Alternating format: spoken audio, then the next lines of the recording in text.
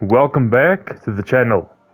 Before we dive into today's absolute masterclass for weapon breakdown, I have absolute massive news. We have officially hit 300 subscribers. Seriously, thank you all so much for the incredible support on the latest 5 Pro series and everything along with it.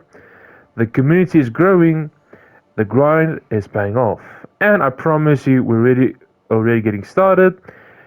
And if you're new here, hit that subscribe button, join the crew, and let's keep breaking down the meta together.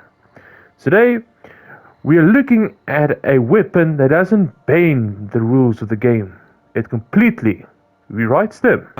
Before we touch a single mod card, we need to settle the massive debate surrounding this gun. Primary versus alt fire. Because how you like to play is going to dictate which of these configurations feels best for you. When you use the primary fire, the Haalvu behaves like a traditional hard-hitting rifle. It features a much higher base critical hit stats, giving you the satisfying raw crits or orange crits numbers on a single target. It's clean, it's precise, and destroys whatever you point at. But when you click that alt fire, the gun literally splits into separate autonomous rifle. It auto targets up to 4 enemies simultaneously. The catch, well, it consumes significantly more ammo per shot, and you do trade away some of that raw critical potential. However, what you lose in crits, you gain tenfold in status amplification because it distributes shots across 4 targets. It stacks status effects as an astronomical rate. Neither mode is objectively better. It completely boils down to your personal preference. Do you want raw, single target critical satisfaction, or automated room clearing status machine? Keep that choice fresh at the back of your mind as we go over the numbers. And here are the stats. The crit chance is 25, crit damage 2.5. As you can see, there is a slight difference, and with the burst you get more status. And it's a good weapon. Now, let's look at what makes this baseline so unique. On paper, the stats are incredibly solid for a hybrid weapon, but the absolute crown jewel here, right here, is the built-in Sentient status. When this weapon procs its unique Sentient status, it applies Tau. And what does Tau do? It increases status chance of all subsequent attacks up to 100%, and yes, it stacks multiple times. Think of it as running a viral multiplier on top of another viral multiplier. X element times Tau Sentient status. Viral times viral, essentially. And because it forces another status element to proc way more frequently, the baseline damage number scaling scales exponentially the longer you fire. It is absolute lunacy for the high level scaling.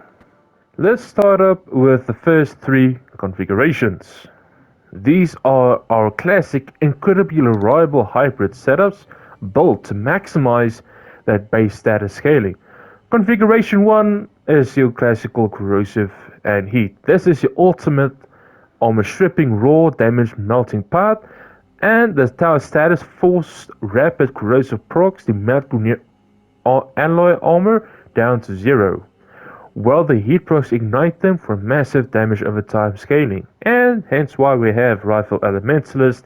It's absolutely fantastic.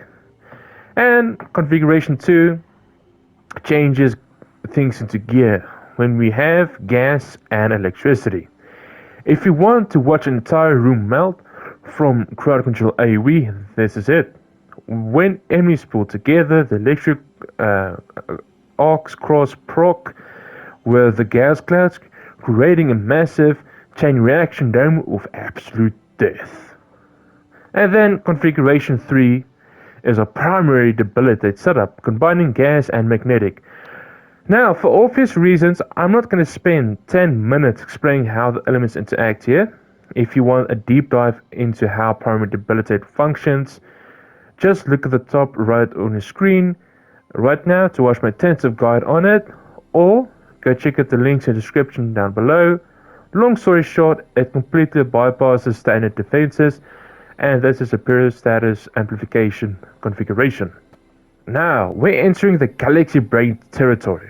This is where loud synergy kicks in, because we aren't just modding a gun, we are modding an entire ecosystem. Configuration 4, a Toxin primary Blight setup alongside Blast. But if you want to look at the weapon mods, Blast isn't actually on the gun itself. Instead, we are bringing out Gauss or Lavos, utilizing their element infusing augments. They inject Blast element directly onto Haalvu externally, allowing us to run a pure Toxin Blight setup on the weapon itself, resulting in an explosion velocity that is absolutely disgusting. And then configuration 5 is our pure slash and magnetic setup. This relies on external viral priming. You can achieve this by priming with dedicated companion weapons or using Gauss Nourish via the helmet system on your Warframe. But hey, whoa now. I know some of you absolutely hate relying on outside sources for your elements, and that is completely fine. I'm not judging you. If you want to self-sustain variant, simply swap out magnetic capacity for cold and switch hammer shot for Toxin mod. The thing is, you will lose a tiny bit of raw shield shattering ceiling, but independency viral slash loop is incredibly smooth. And then, ladies and gentlemen, we have configuration 6. This is a pure DPS build. We are completely throwing the standard hybrid rulebook here. In fact, we are doing something incredibly that might people double take, because when I say this, we're tossing out Galvanized chamber entirely. Why? Because we are pairing Corrosive Corrosive profile alongside primary Acuity. Since primary Acuity is an absolute mountain of stacking damage on headshots, Galvanized chamber becomes completely redundant in the diminishing returns formula. We are replacing it with raw damage and critical multipliers to create a weapon that hits like an absolute freight train. Let's go a little bit unscripted. We're gonna go into Steelpath mod, and I'm gonna use the Toxin primary Blight setup alongside Lavos, ya boy Lavos. So let's have a look at him, shall we? And yeah, this is disgusting. The damage doesn't lie on screen, folks. Definitely worth building this weapon. Well, I should say former, because this was a free event after all from the Tenno live event, which was incredibly awesome. I do like it. Now, I didn't really watch it, but I did look at the main highlights of the Tenno live, and I gotta say, I'm impressed. I'm very impressed. I did not see this coming. If you know, you know. Let's just say that we're going to Las Vegas Warframe. We have a Gambit Warframe essentially from X-Men.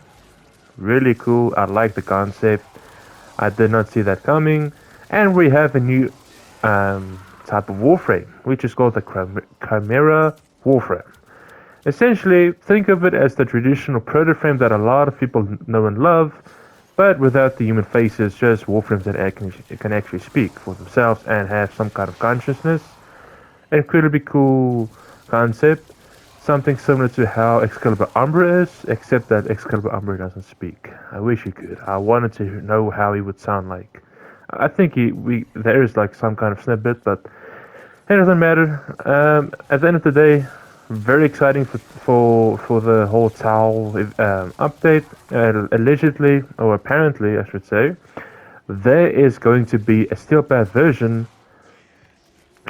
of Tau. It's called the Tau Path. Oh, very, very exciting, folks, I gotta say. Did not see that coming. Did not see that coming whatsoever. But overall, this weapon hits like a train. I'm using the alt fire, as you can see on screen. It all depends on your playstyle, honestly. It depends what you like, what you prefer. There's no shaming here. You can use whatever. I do like having variants of builds so that I can switch out whenever and how I feel like. It's depending on the mission that I'm playing or whatever the case might be.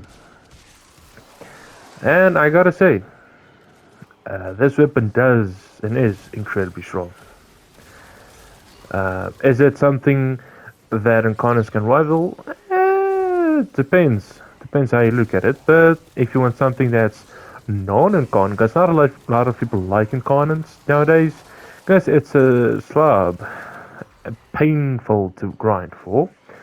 And this weapon was entirely for free, so a lot of people are gonna most likely play with this weapon over your traditional Incarnates, but it's fine. Either way, it's fine. However, folks, 6 builds, infinite ways to break the system, and a build and Sentient engine that scales harder than almost anything else in the primary slots.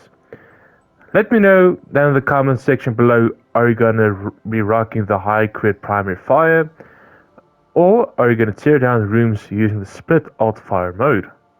Thank you all again so much for the 300 subscribers milestone. You're all absolute legends. And don't forget to lock in your configurations, drop a like, share the video, and I will catch you in the next one. Peace.